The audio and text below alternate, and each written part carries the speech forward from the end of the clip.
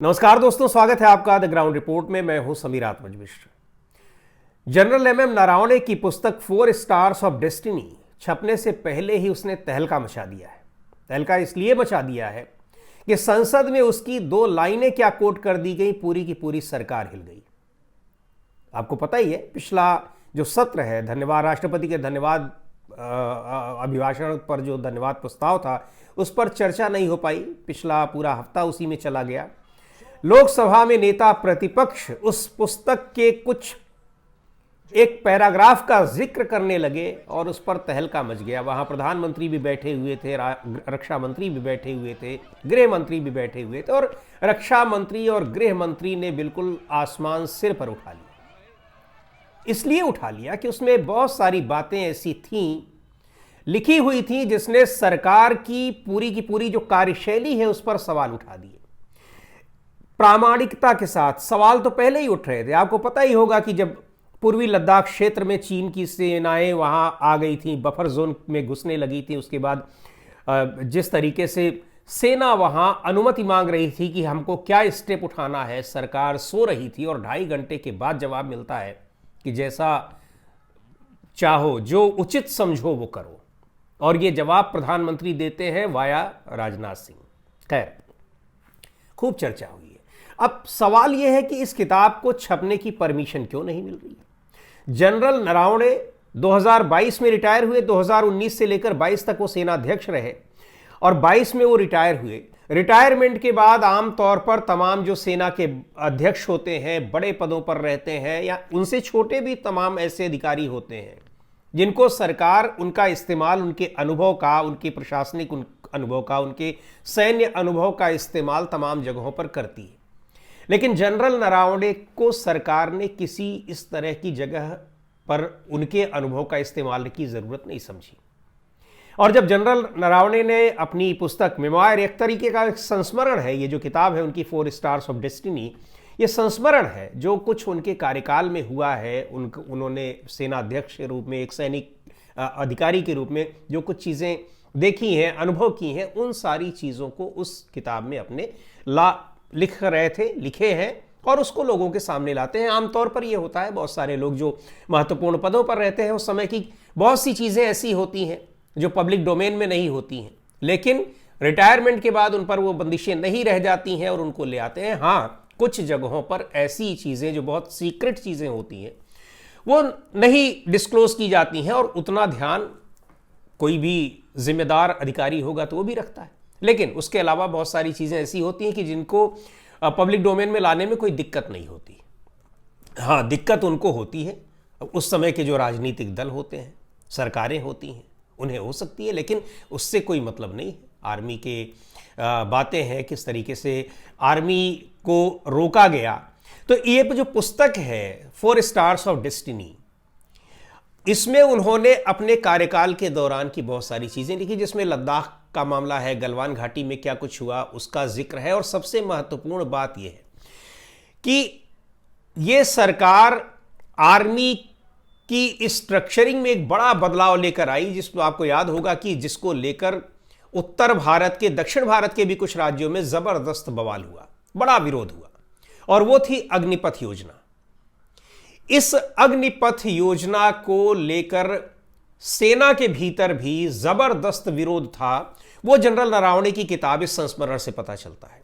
सेना के बहुत सारे कई अधिकारियों से हमारी बात हुई है, उन लोगों ने ये बताया है, जाहिर सी बात है कि वो ऑफ द रिकॉर्ड उन लोगों ने वो सारी चीजें बताई हैं कि जनरल नरावणे इसके बिल्कुल खिलाफ थे कि इस तरह की किसी योजना को लाया जाए।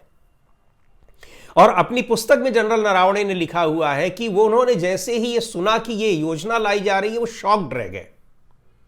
यानी इसका मतलब यह है कि जब इस इतनी महत्वपूर्ण योजना, और अग्निपथ योजना आपको क्या है पता ही है, कि सैनिक जो सेना में लड़ाई के लिए बिल्कुल फ्रंट पर, मोर्चे पर तैनात होते हैं, उन सैनिकों को यहां पर एक तरीके से ठेका प्रथा में बदल दिया गया।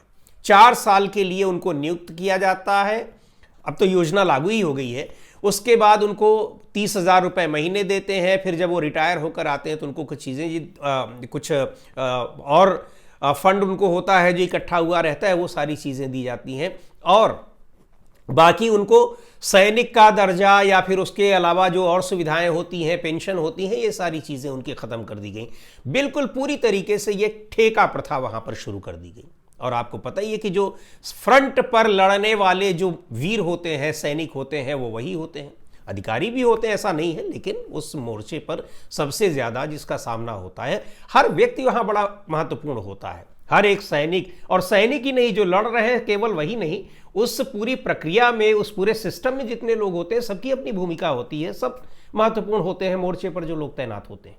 तो मोर्चे पर जो बिल्कुल फ्रंट पर रहने वाले सैनिक होते हैं, उनके लिए यह सरकार अग्निपथ योजना लाई और उसके तहत अग्निवीरों की भर्ती की गई। इस योजना के खिलाफ थे, और जब तक ये योजना रही, उस पर यह भी कहा जा रहा है, अब जनरल नरवणे की पुस्तक में यह बात भी आ रही है, सेना के कई अधिकारी इन चीज़ों को बता रहे हैं कि बड़े लेवल पर जो सेना के जिम्मेदार अधिकारी थे, या फिर सेना के जिनके पास लंबा प्रशासनिक अनुभव था, या फिर जो तीनों सेनाओं के अध्यक्ष थे, उन लोगों से भी इसके बारे में ज़रूरी कंसल्टेशन नहीं किया गया और इसको लागू किया गया।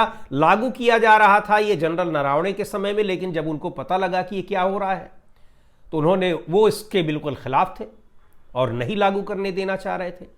लागू होने भी नहीं पाया। जनरल नरवणे जब रिटायर हो जाते हैं अप्रैल 2022 में, उसके बाद ये 14 जून 2022 को ये योजना लागू की जाती है, जब नए जनरल आते हैं, जनरल मनोज पांडे।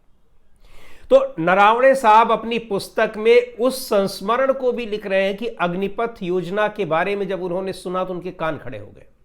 उसमें उन्होंने कुछ जो चीज़ें निकल कर आई हैं, कई अखबारों में वो रिपोर्ट छपी भी है कि उन्होंने उस पुस्तक में अपने क्या लिखा है। जनरल नरवणे ने अपनी पुस्तक में लिखा है कि मोदी सरकार की इस योजना ने सेना को चौंका दिया था। यह योजना नौसेना और वायुसेना के लिए हैरान करने वाली थी, और इसी अपने पुस्तक में उन्होंने लिखा है कि इस योजना की घोषणा से हम आश्चर्यचकित रह गए। नौसेना और वायुसेना के लिए यह अचानक आए किसी झटके की तरह था। यानी अब इससे यह भी पता लग रहा है कि योजना के बारे में, इसके बारे में जिन सैनिकों के लिए योजना लाई जा रही है उनको तो पता ही नहीं है, उन सैनिकों के बड़े अफसरों को भी पता नहीं है कि उनके मातहतों के लिए क्या योजना लाई जा रही है। सेना के स्ट्रक्चर में इतना बड़ा बदलाव किया जा रहा है, और इसको उन्होंने कहा था विनाशकारी बताया था। कई कुछ इंटरव्यू में भी बाद में इन्होंने इस पर सवाल उठाए थे, रिटायरमेंट के बाद भी, और उस समय भी इस अपनी पुस्तक में, अपने संस्मरण में भी इस योजना के बारे में वो जो लिख रहे हैं वो हैरान करने वाली बात है, और मोदी सरकार की नीतियों पर सवाल उठा रही है। उन नीतियों पर जो देश की सेना से जुड़ी हैं, सुरक्षा से जुड़ी हैं, देश की सीमाओं से जुड़ी हैं। और आपको याद होगा कि विपक्ष ने इस पर जबरदस्त विरोध किया था। विरोध इसका उन नौजवानों की तरफ से भी हुआ जो इस सेना की भर्ती की तैयारी कर रहे थे कि भाई एक आकर्षण होता है कि आप रहेंगे, नौकरी करेंगे, पेंशन मिलेगी, आप असमय अगर उसमें किसी की जान चली जाती है तो फिर उस एक सोशल सिक्योरिटी होती है परिवार की, वो सारी चीज़ें उसमें रहती हैं। लेकिन यहाँ आपको 4 साल के बाद रिटायर कर दिया जाएगा। बहुत विरोध हुआ तो सरकार थोड़ा सा बैकफुट पर आई और ये कहा कि उसमें 25% लोगों को अकोमोडेट कर दिया जाएगा। लेकिन उसके बाद भी विरोध होता रहा, और आपको अच्छी तरीके से याद होगा कि 2024 के लोकसभा चुनाव में विपक्ष ने इसको बड़ा मुद्दा बनाया था, और इंडिया गठबंधन ने ऐलान किया था कि अगर उनकी सरकार बनती है तो इस योजना को खत्म कर दिया जाएगा। सरकार तो बनी नहीं, लेकिन इन सारी वजहों से सरकार को नुकसान हुआ। बीजेपी 240 सीटों पर सिमट गई, तो ये सारी चीजें ही थी जो उसको यहां तक ले आई। तो जब जनरल नरवणे की इस पुस्तक से ये साफ पता चल रहा है, जो बातें उन्होंने लिखी हैं इसमें 4 स्टार्स ऑफ डेस्टिनी में, कि ये सरकार ने विनाशकारी योजना की घोषणा करने से पहले सशस्त्र बलों से सलाह भी नहीं ली, उससे पता चल रहा है। क्योंकि जब जो जनरल है आर्मी का, वो जब उस योजना के बारे में सुन रहा है तो हैरान हो जा रहा है कि ये क्या हो रहा है, ये कौन सी योजना आ रही है। इसका मतलब ये है कि जिन नेताओं ने इस योजना पर अंतिम फैसला लिया था, उन्हें सेना में भर्ती या सैन्य परंपराओं के बारे में कोई जानकारी नहीं थी। सरकार हितधारकों सशस्त्र बलों से सलाह मशविरा किए बिना ऐसी योजना की घोषणा कैसे कर सकती है, ये बहुत बड़ा सवाल है। और ये भी नहीं, वहाँ पर उस दौरान कई सारे जो पूर्व सैनिक सेना के वो थे, तमाम अधिकारी थे, उन लोगों ने भी इसका विरोध किया था। और उन्हीं में से कुछ एक ट्वीट्स मेरे पास हैं। उन्होंने, किसी ने लिखा था, कर्नल वीरेंद्र धनोआ है, उनका एक ट्विटर पर एक ट्वीट था कि अग्निवीर योजना की घोषणा और पीएमओ के आदेश पर तीनों सेवाओं में इसके क्रियान्वयन के बारे में जनरल नरावणे का स्पष्टीकरण बताता है कि कैसे सभी जिन स्टार रैंकर्स ने इसकी प्रशंसा ऊंचे आसमान तक की, वे दरबार में सिर्फ बीरबल थे। यानी जनरल नरावणे जैसा व्यक्ति जो इसको लेकर हैरान है, अगर इसकी प्रशंसा कुछ लोग कर रहे हैं, तो ये वही लोग हैं जो सरकार के हर कदम का किसी भी स्थिति में समर्थन करते रहते हैं। अब वो हर जगह है, वो ब्यूरोक्रेसी में भी है, वो मीडिया में भी है, वो पब्लिक में भी है, निश्चित तौर पर वो सेना में भी है। और अगर उसके बाद ले आकर यहाँ कहा गया तो फिर उसको अनुमति मिल रही है। उनके हटने के बाद जब वो जनरल के पद से हट जाते हैं, उनके पहले के जनरल सीडीएस रावत साहब को, जनरल बिपिन रावत को फिर सीडीएस बना दिया जाता है, चूंकि वो सरकार के हिसाब से चल रहे थे, ऐसा कहा जाता है। खैर, सरकार के हिसाब से चलना तो भाई आर्मी के भीतर तो उनको कमांड का पालन तो करना पड़ता है, लेकिन जब आर्मी के खिलाफ ही कोई पॉलिसी बन रही होगी तो निश्चित तौर पर सेना के अधिकारियों का ये दायित्व है कि वो उसका विरोध करें। और वही काम जनरल नरावणे ने उस समय किया भी था। शायद उसी विरोध की वजह से ये योजना उनके रिटायरमेंट तक लागू नहीं हो पाई। और लेकिन सरकार ने उनके साथ पूरी जो कर सकती थी वो किया।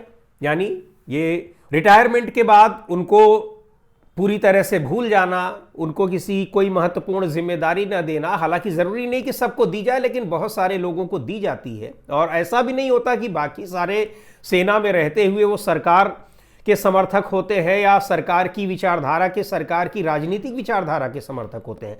लेकिन ये होता है कि उनका जो योगदान रहता है, उनका अनुभव होता है, उन सारी चीज़ों का लाभ दूसरी जगहों पर भी मिले। इसके वजह से कई बार गवर्नर बना दिया जाता है, लेफ्टिनेंट गवर्नर बना दिया जाता है, आयोग में भेज दिया जाता है, या फिर कोई और नया आयोग या फिर चीज़ें बनाकर उनकी सेवाओं का लाभ लिया जाता है। पर जनरल नरावणे के साथ ऐसा नहीं हुआ।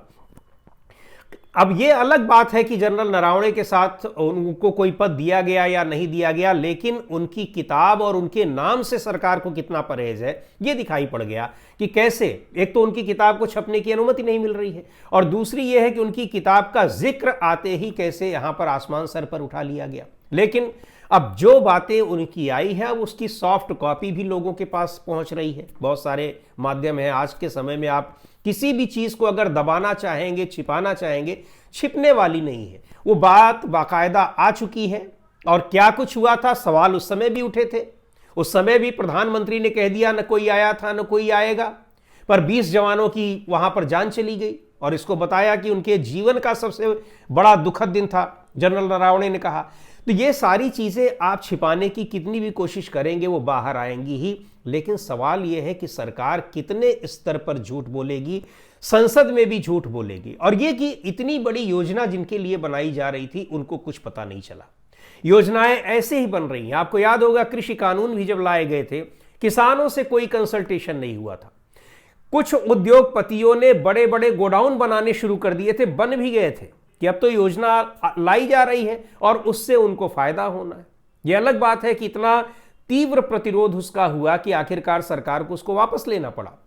तो योजनाएं जो बन रही है, यहां व्यापार डील हो रही है, किसानों को उसमें सबसे ज्यादा नुकसान अमेरिका के साथ जो व्यापार डील हुई है उसमें होना है। लेकिन किसानों से कुछ पूछा गया हो? बिल्कुल नहीं पूछा गया। उसको बताया जा रहा है कि बहुत ही फायदे की डील है, सारी घोषणा डोनाल्ड ट्रंप कर रहे हैं। उसी तरीके से अब ये आर्मी के लिए लाया गया।